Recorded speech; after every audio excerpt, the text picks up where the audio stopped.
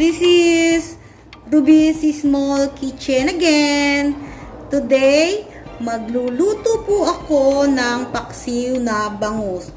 So, these are our ingredients. We have here garlic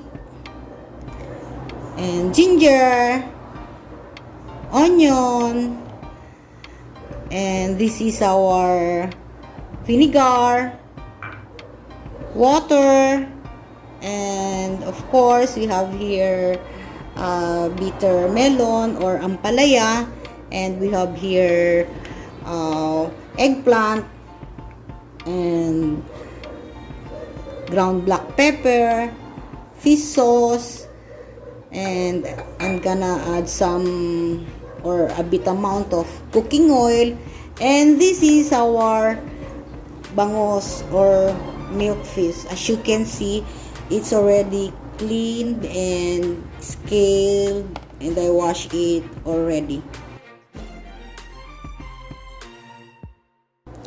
So now let's chop or slice our ginger and garlic, onion, eggplant, and bitter melon or ampalaya.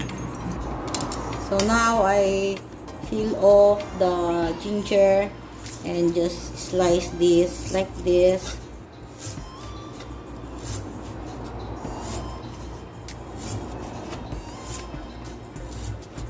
And even the onion.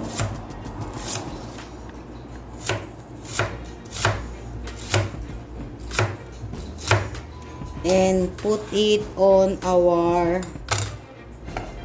pan.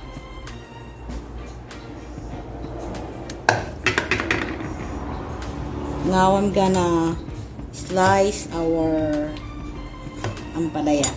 So I cut the ampalaya into halves and remove the seeds by using spoon, just like this.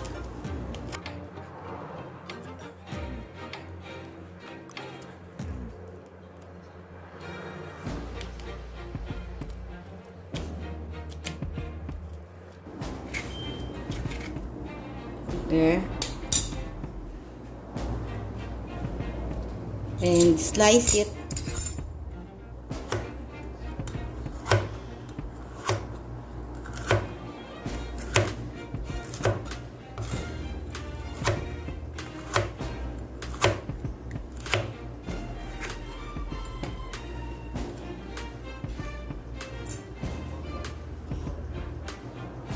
Now I'm gonna boil the ampalaya or blanch it to lessen the bitterness.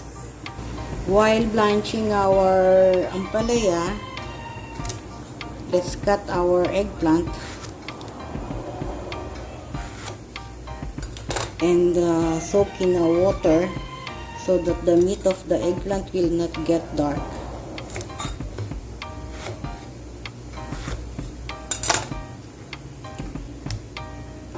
Now here's our ginger, garlic, and onion.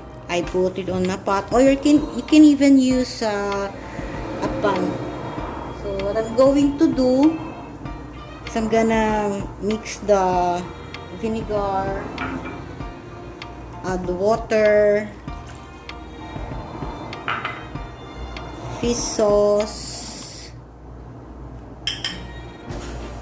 ground black pepper, and boil it. Just boil it first so that the vinegar will get cooked.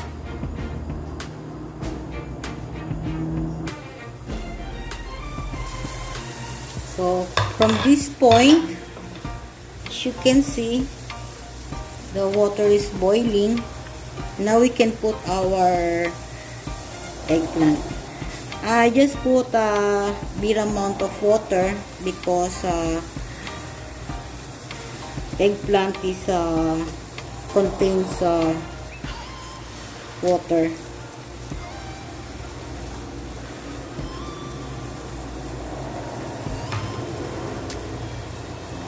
Now I'm gonna add a bit amount of oil.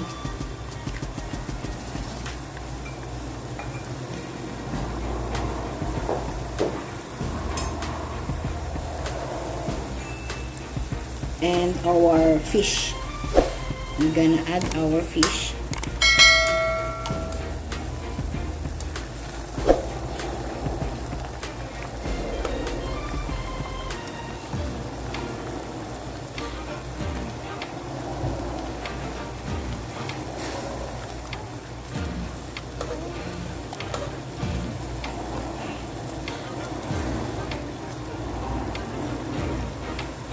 Just simmer it until the fish are cooked.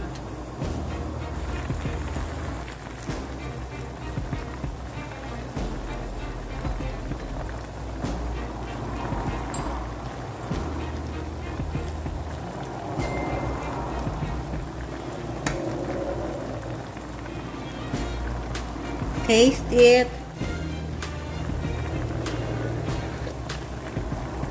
Yeah, it's good. Some more minutes. Now let's add our ampalaya. So since our ampalaya is already cooked, so no need to simmer it. So it's almost done. Just cover it for a second.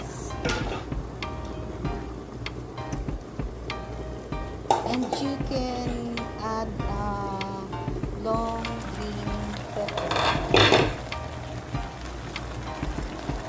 And taste it.